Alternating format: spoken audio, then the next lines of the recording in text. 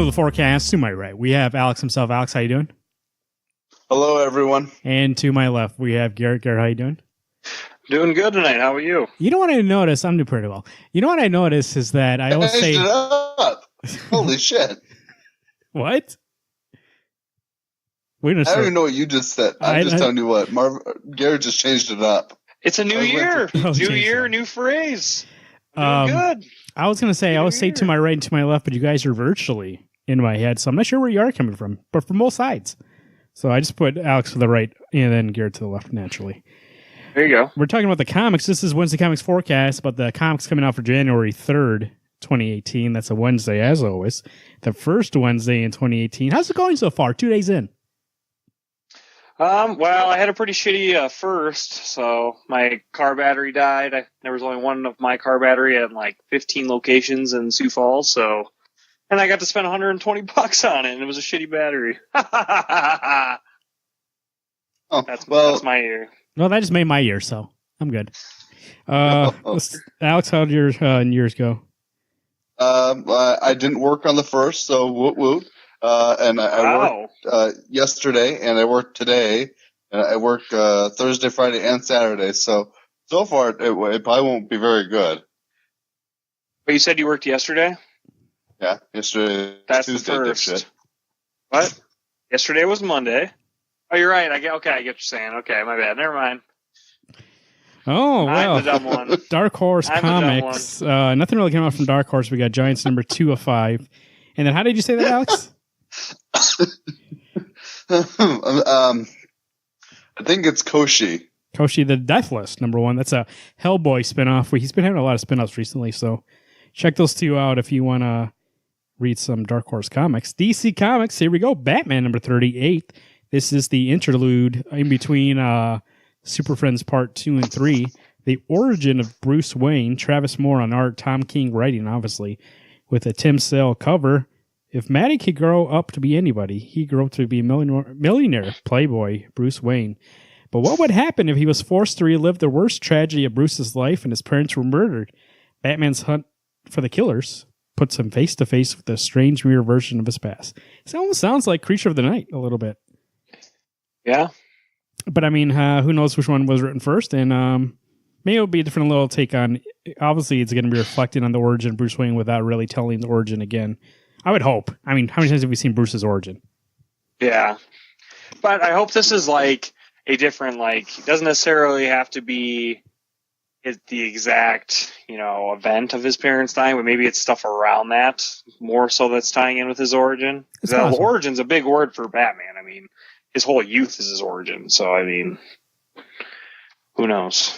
Batman in the Signal, 1 of 3. This is Scott Snyder and Tony Patrick with Coley Hamner on art. This is that Signal spinoff that Duke Thomas, they've been, it was supposed to come out a while back, but it got delayed, and it was originally an ongoing, and then now it's a 3-issue mini.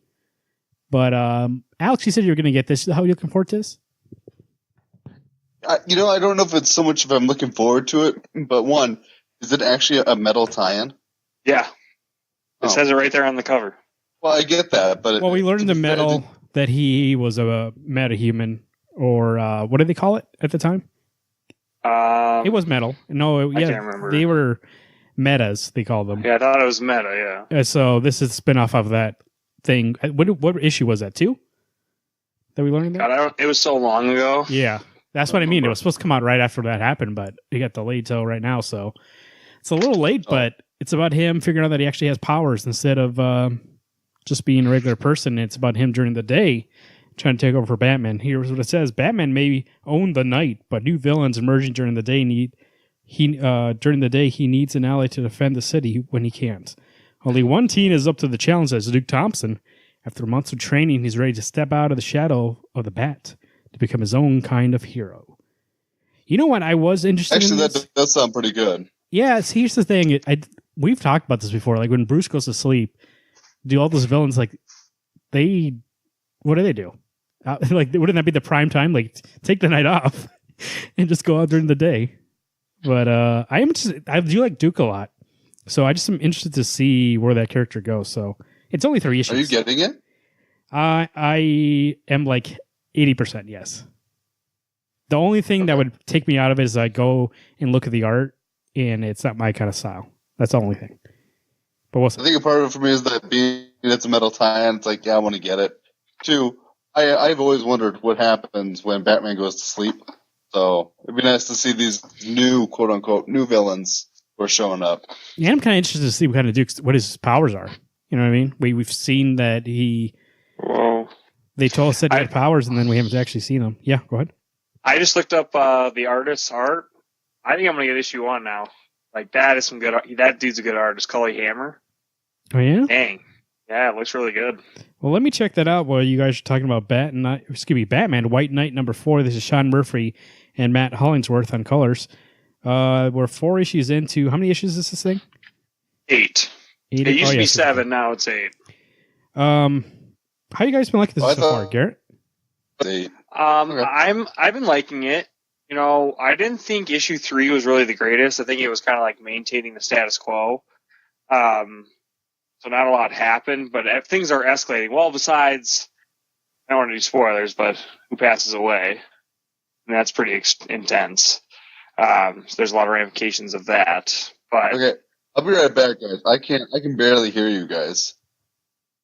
Okay. You guys keep cutting in and out for me. Okay. Yeah, I'm interested to see we're halfway done with this. I think so far it's been good. So it's been good, and I'm waiting for that like depth, like a little bit more to like get me like, holy crap, this is good. Like, it's been great art wise. Story, I think there's a little more to be desired quite yet. Yeah, we'll see. But it's still like if you're interested in Batman and you don't know where to jump on, this White Knight's not a bad place to jump on. So I would say it's worth it so far. The 4 issues. Black Lightning, Cold Dead Hands, 3 of 6. Garrett, you're getting this, right? Black Lightning? Yep, and I'm caught up on it, too. How's it going? It's actually been pretty good. Similar to, the new TV shows coming out, so that's why they're probably pushing this comic. It's about him kind of getting back into the swing of things, being Black Lightning. He's got a costume update. And surprisingly, like, I don't know if anybody knows who Black Lightning's biggest villain is, but it's Whale. Is his name, or I can't think it's something else, something Whale, but he's the villain of this, which is interesting to me. I just don't understand why this Whale guy is like supposed to be his rogues gallery big bad, but I really enjoyed the first couple issues, and yeah, I'm excited to see where it goes next. It's getting me excited for that TV show for sure. Because every time I see that commercial for the TV show, I'm not interested in it. That's because it's 30 seconds. It's a 30-second clip right now of him running and then being like, "I'm going to be Black Lightning." Maybe. Deathstroke #27, Defiance, the Fall of Slade Part 2. A father and son clash when Jericho flies to rescue Deathstroke from Jericho's ex, the resurrected Dr. Icon. Meanwhile, Terra is summoned to ambush by the Forgotten, the deadly leader of White Locusts, and worlds collide as the new Superman demands Deathstroke's arrest. Once again, one of the best books at DC. Just got to bring it up every time it comes up here.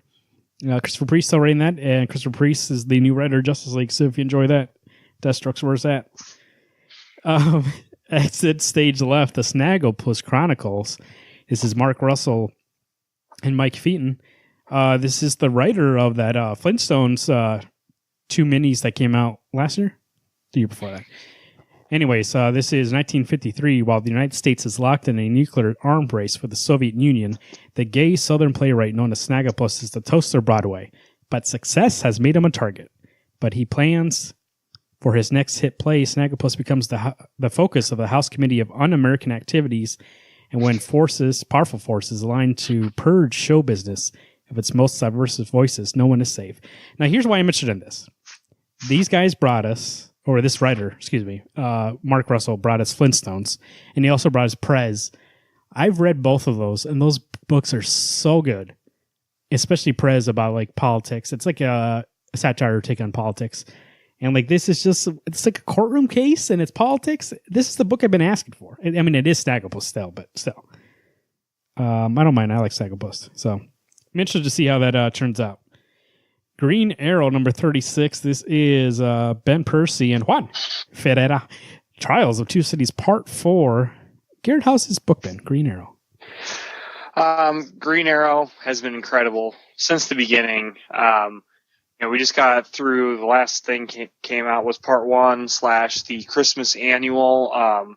I think if besides the Arrow TV show, I don't even know why I'm bringing it up, but Green Arrow as a character, if you know everything about him, all the people that he interacts with in his book, this is in the thick of it. I mean, you got Black Canary, you got Emiko, you have Henry Fife, you got Malcolm Merlin, you got Tommy Merlin. I mean, you got so many people that are important to the Green Arrow mythos, and it's just a fun time to read the book.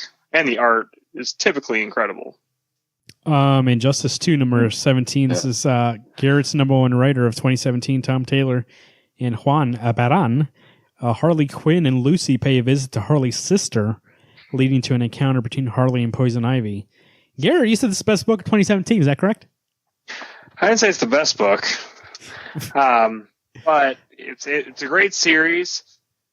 They've been lately, the female heroes of the DCU have been in the focus, and they're Injustice versions of that. So it's been a lot of fun seeing their different origins and just how they're different to their character they're supposed to represent.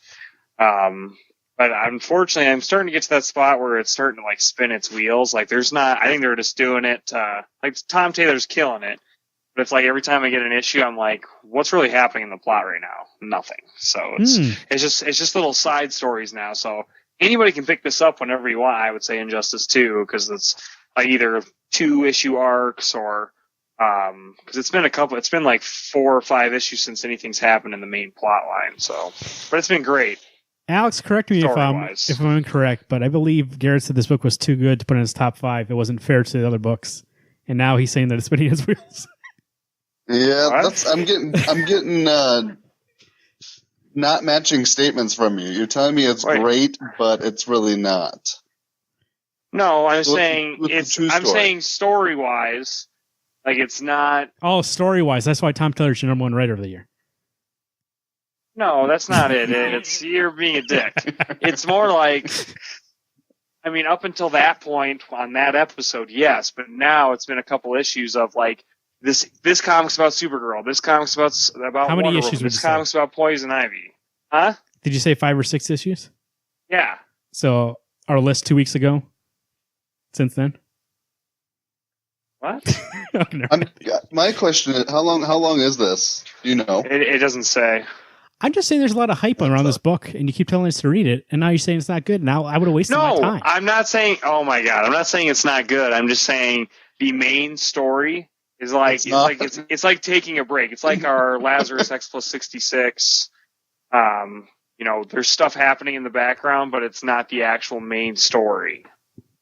But that was good. Yeah, but the nice thing about what Lazarus X plus 6 miniseries where this is still taken off from the main story and from the video game that now I feel like it's just living on the skirt tails of the game. Definitely not. You haven't read any Injustice, so you don't know. I've been reading it for 5 years. I haven't even played the game because guess what? Who gives a shit? It's all right, Alex. I heard. I just heard from someone who's reading it. Don't waste your time. So, Justice League number 36. This is Christopher Priest and Pete Woods. Justice Lost Part 3. Alex, you picked up the first 2. How were they? I did. I picked up both and I read both. It was good. I liked, the one thing about this book that kind of surprised me. They don't really drag on what Batman did. And I was expecting even more heinous of a mistake. What happened didn't make me feel like, oh my gosh, Batman caused that. He's that big doofus. I was like, oh, you know what? That makes sense. Shit like that happens. Well, the Justice League around him explains it's okay to make mistakes. That's why we're a team. It's not just you. Yeah. It's everybody. We need to share the load, basically. Well, I think it's good. I mean, it's really good. I enjoy the fact that it's not beating you to death. It's building the story. They're letting the story take its time, which is great. So you know what? Good. The last issue, what I really liked about it was the first part of it. If you turn to even the first page, that first part of that book, it's everybody but the Trinity, and it's them doing their own. You know what I mean? It's they necessarily don't have to be part of the book all the time. So I do like that we're seeing everybody. It does feel like a Justice League instead of a Trinity book plus Flash or where it always felt like it was like the Trinity's book, and then those guys came along for the ride. You know what I mean? Like Batman would be the main focus, and Flash would help him with like saving some people in the background, and I'd be like, okay, well, this is a Batman book with Flash in the background.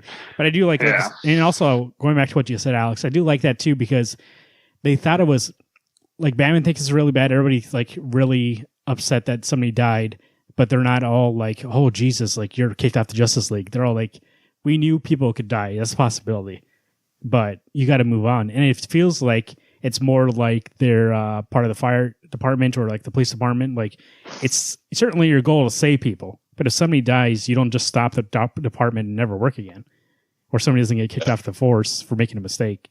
They give some time off, like until Batman takes some time off, get back into it, and we'll see you later. So I'd really like the dynamic of the team so far. Nightwing 36 is Sam Humphries and Bernard Chang. Garrett, what do you think? Untouchables, Relentless. I loved issue 35. I'm super excited for 36. Art was good. Story was really intriguing. I'm excited to find out more about this new villain. Well, not a new villain for me, a typical villain for Nightwing. So more about the Judge. I felt like Sam Humphries was a welcomed saving grace for Nightwing. Oh yeah. I think Garrett at least can agree. I don't know if you've caught up on Nightwing, Marvin, but Tim Seeley was getting kind of long-winded, and so I'm excited to get a fresh step in this book. Yeah, Tim Seeley was not doing this book justice, so thank God for Sam Humphries coming on this bad boy. You know, at the end of Tim Seeley's run, it felt like somebody who was talking a lot around and not really telling you any kind of story. It felt like he was just wasting time in a way.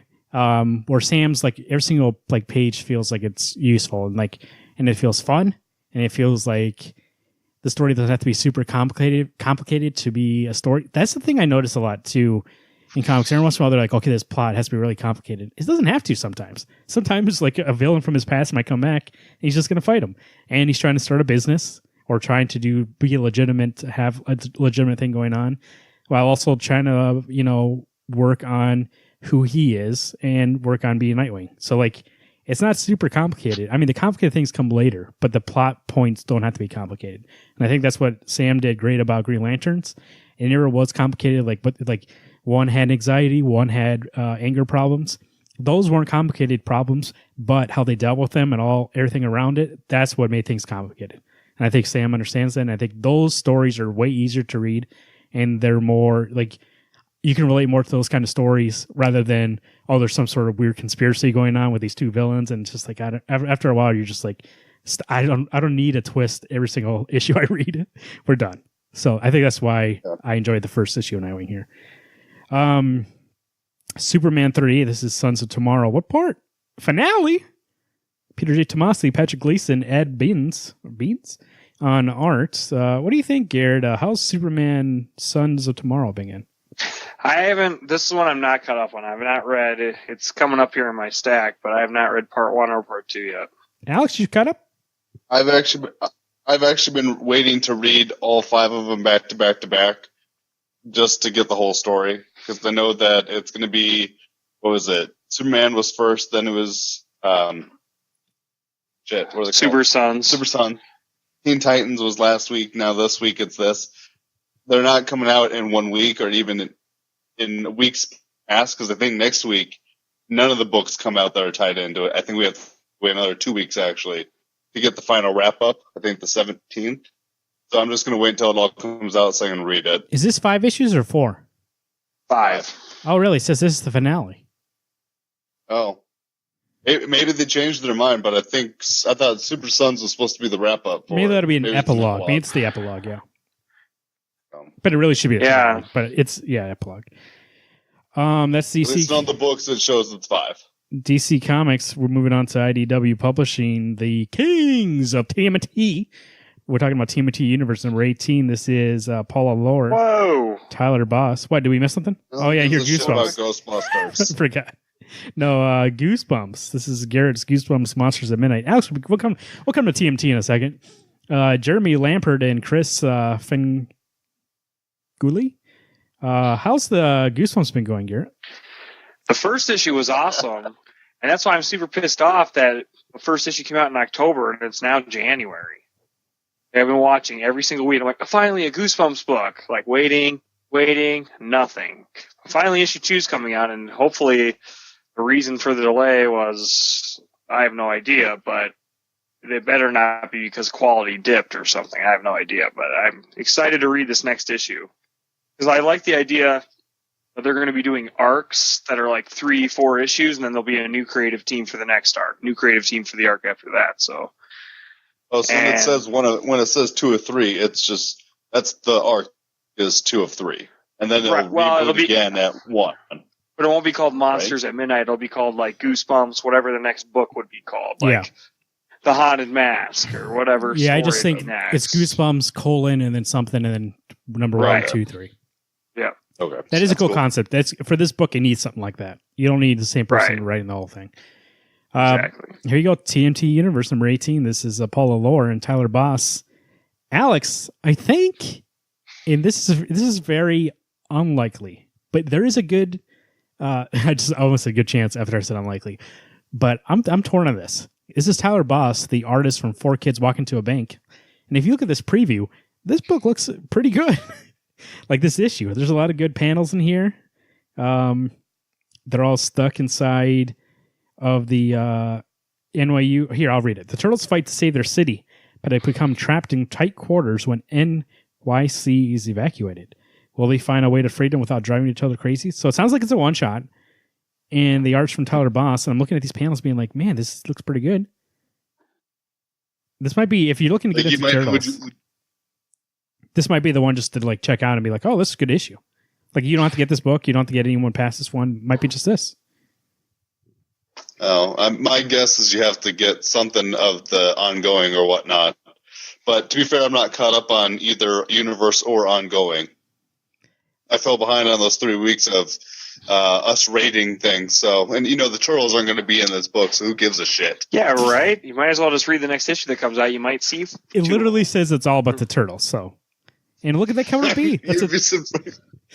Look at that cover B. That's a Tyler Boss cover. That looks exactly like 4 Kids Walking to a Bank. All right, IDW. I've heard that before. So, I wish that they'd show me the retailer incentive cover, because usually those ones are the Boss.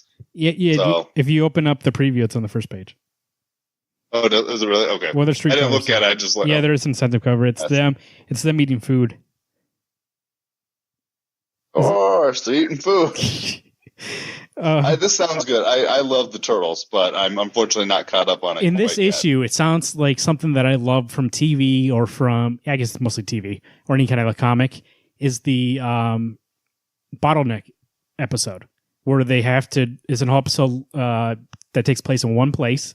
And it's usually a lot of times on TV, they use it to save money on production costs. Like they're not going to have enough money to do 13 episodes.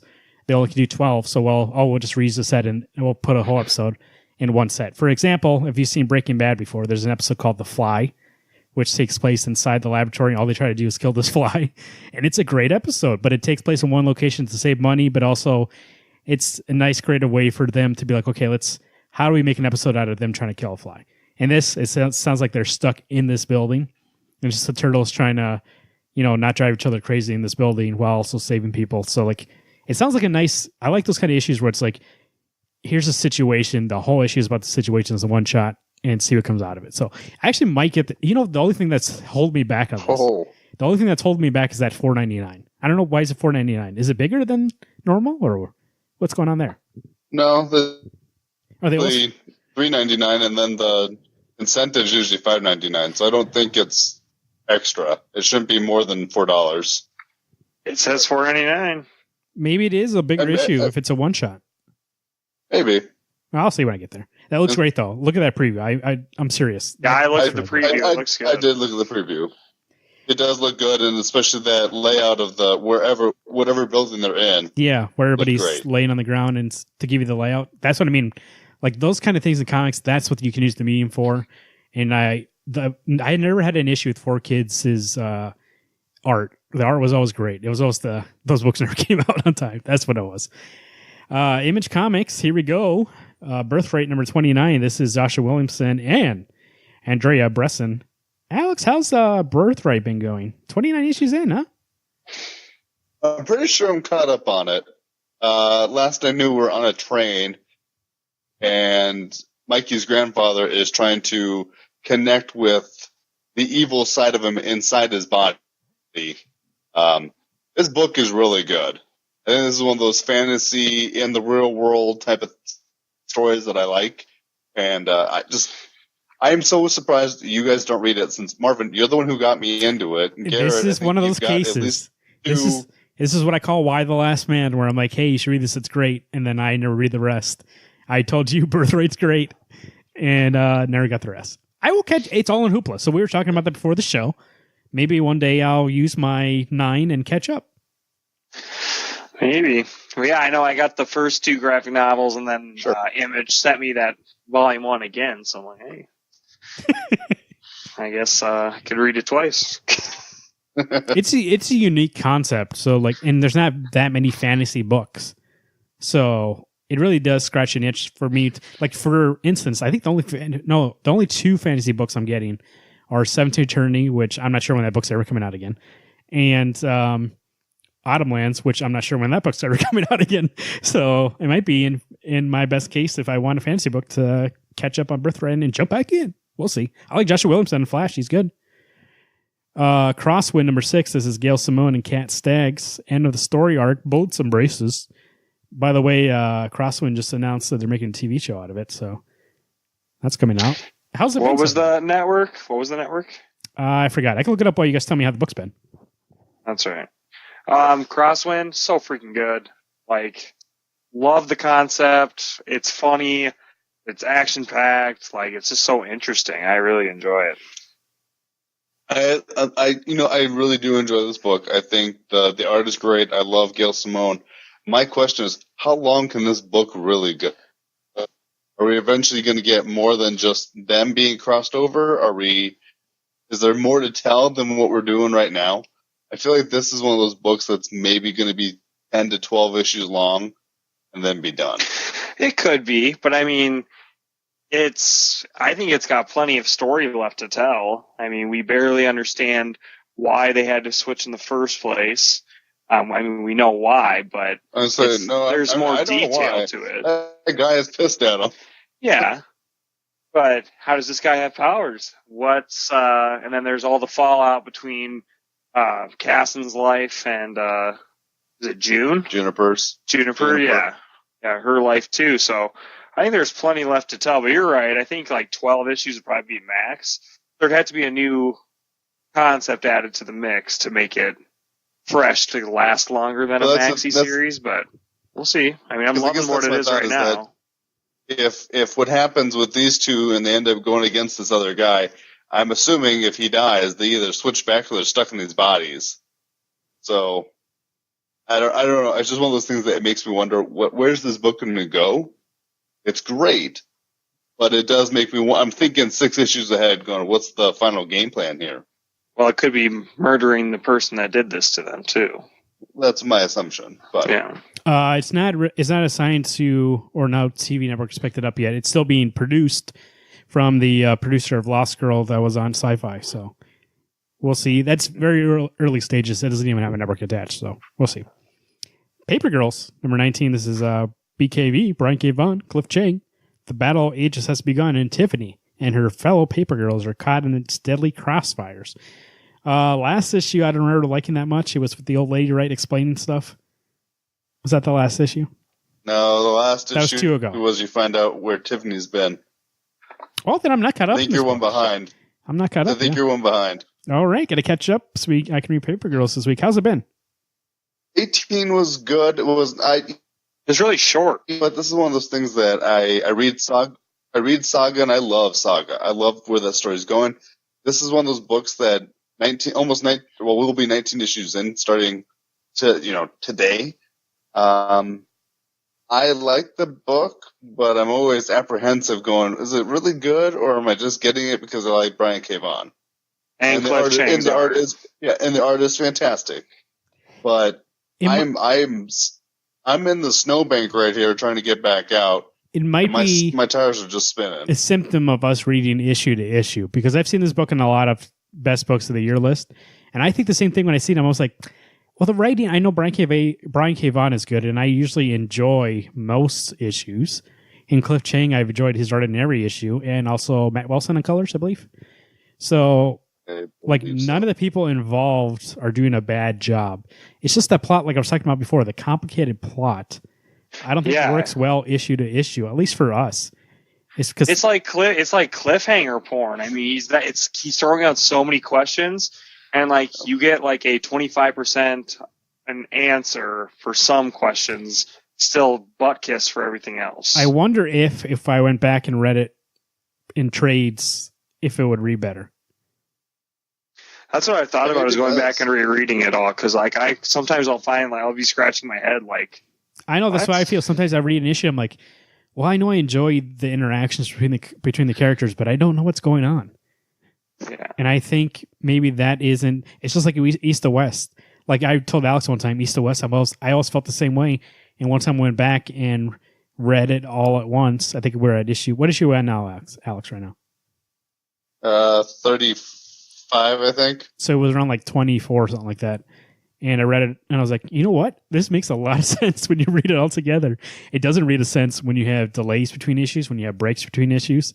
It doesn't read well. And when you read so many books like we do, especially for the show, and like do a lot of stuff for the show, it really, I get it confused with a lot of different stuff. And almost like, especially like Saga and stuff like that. And I think maybe I'll have to go back and read it and trade to see if that's the book or if that's us. So I don't think I can make a fair assessment, but I do have the same issue.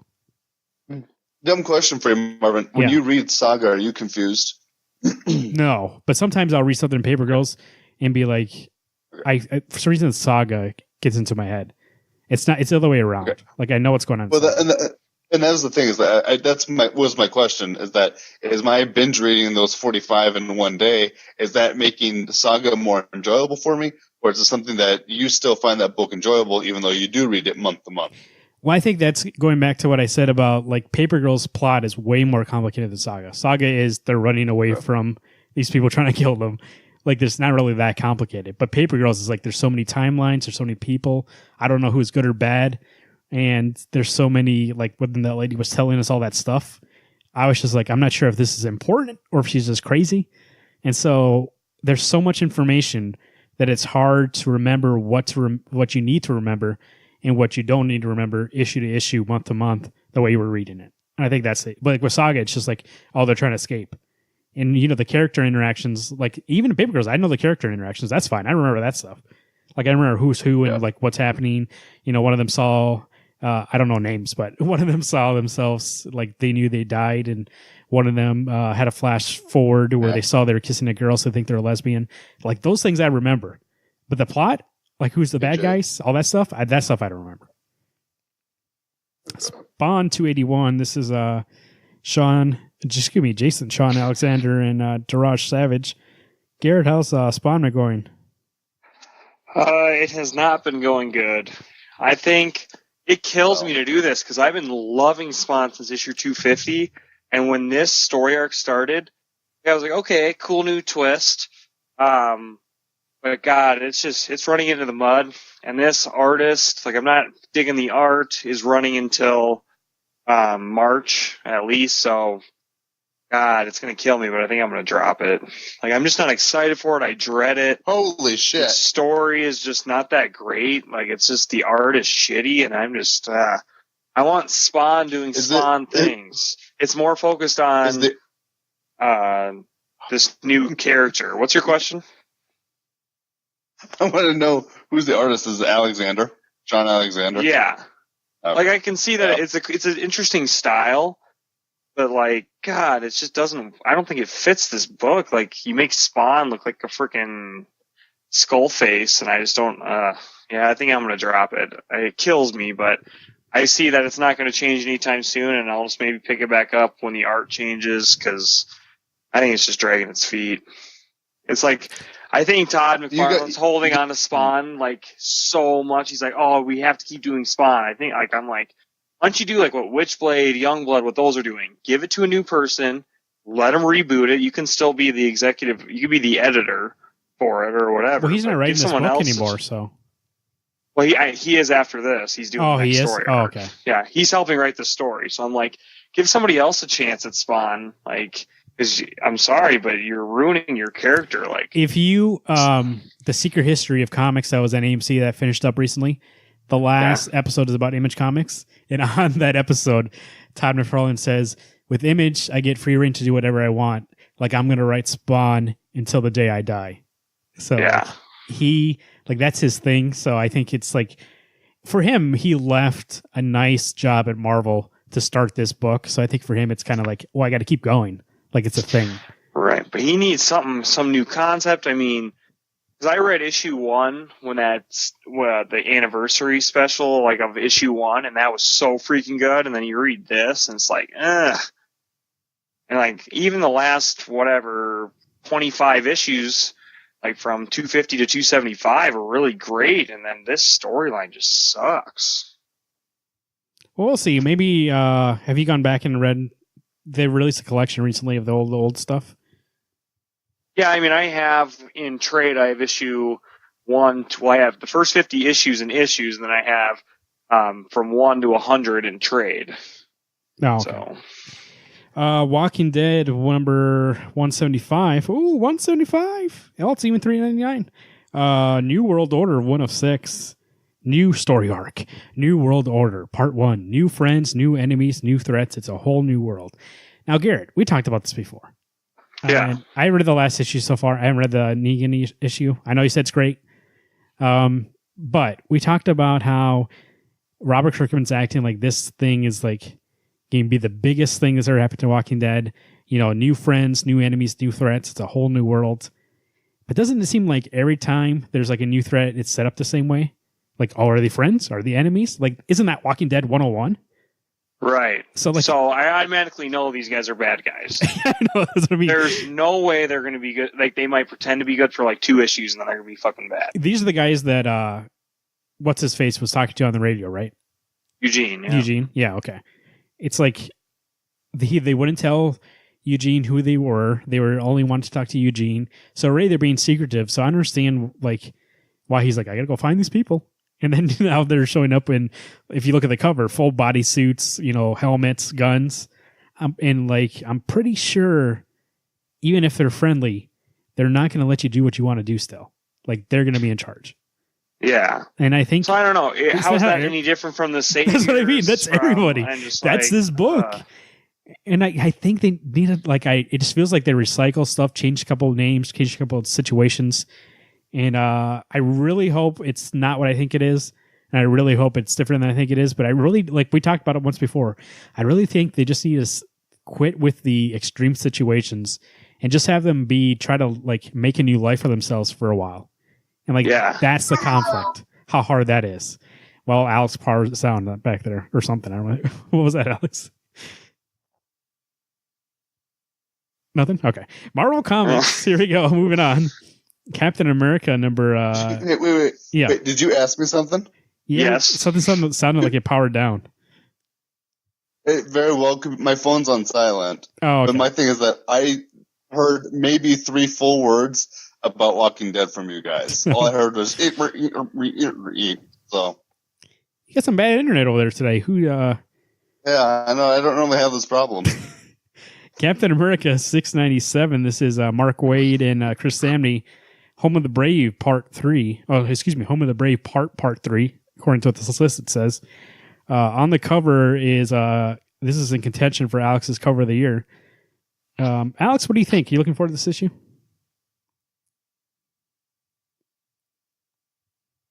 Alex, oh, man.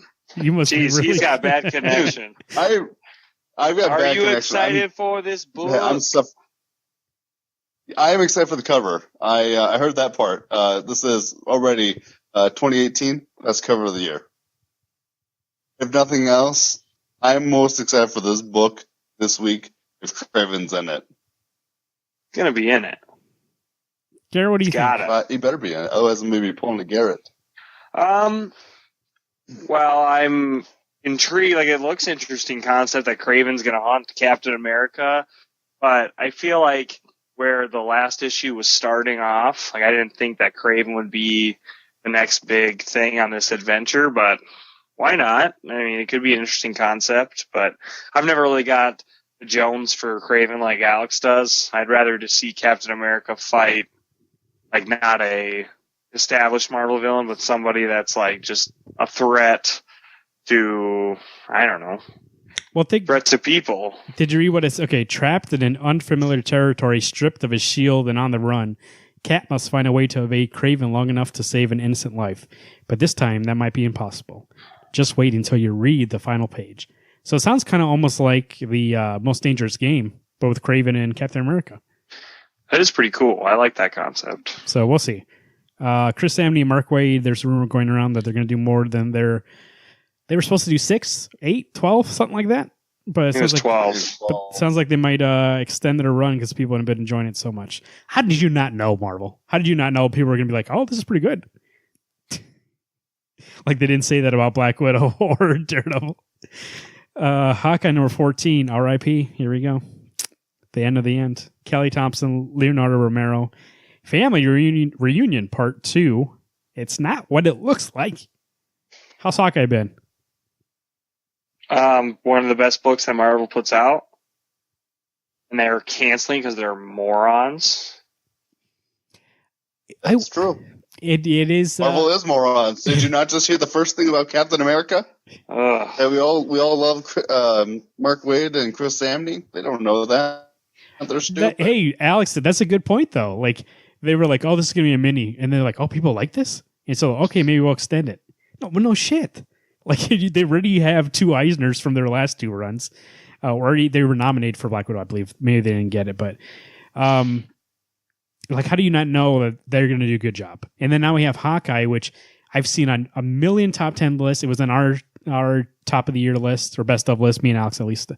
And Kelly Thompson was on our list. Like this is somebody who you should be like, this book should be like on your list to like, hey, don't cancel this book. This is one book you let ride out. Like Kelly Thompson's doing something here. This is different than every other book we have. You know, like we're trying to also make more female writers be more prevalent in our business. A lot of things with this, but still they're like, oh, you know what? Like cancel that book. Why this book? I don't understand. But anyways, it's good.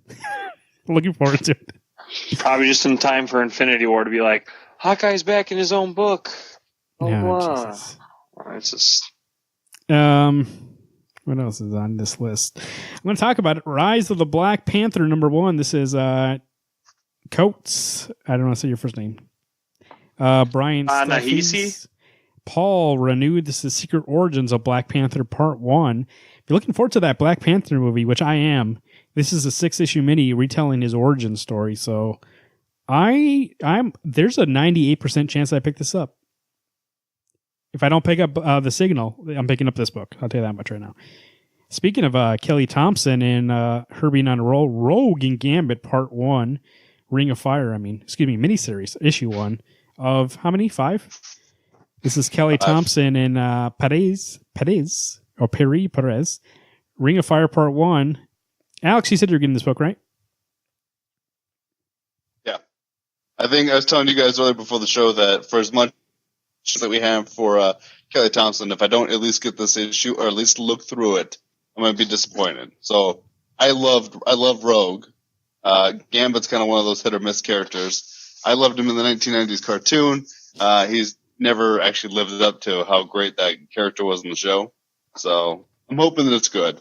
But I've seen how she can write Kate, and I think I need to give this book at least first issue to try.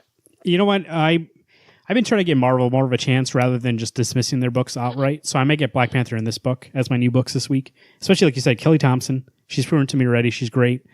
So I might try this out. It is only a mini. And I'm with you, though. Gambit usually gets on my nerves. Like, I don't like the way he talks, or sometimes people, the way they write his accent out, or especially even Rogue sometimes. Sometimes even that annoys me. So we'll see how it does in this book. If I see any of that stuff, it might be too much for me to continue on, but we'll see. That is it from Marvel. Anything in the Upside Down here? I didn't even look at this. I didn't see anything. I mean, there's an Animosity, but we don't get that anymore. I mean, not the Evolution one. There's that Secret Weapons number 0. Oh, yeah. Only you got Secret Weapons. Secret Weapons 0. That's Eric Harrisner, Adam Polina. You know what? The first one was good, but I'll think about it. We'll see. But if you enjoyed Secret Weapons, the first mini that came out from the same creative team, I would say jump on, pick it up. But if you're looking for a new book, it's probably... I don't think it's really going to be friendly if it's a second part, so... I don't know why it doesn't say second part, though. That's weird. Because there already was one. Or maybe it's just an issue 0. Let me read what it says, actually. I think it's just an issue 0. Oh, really? I thought it was a new start. No, that's why it is. You're right. Well, I guess you're gonna have to, right? If you got the mini. All right, we'll see. That's the comics coming up for January 3rd, 2018. That's the first Wednesday of 2018. Alex, what book are you looking forward to the most?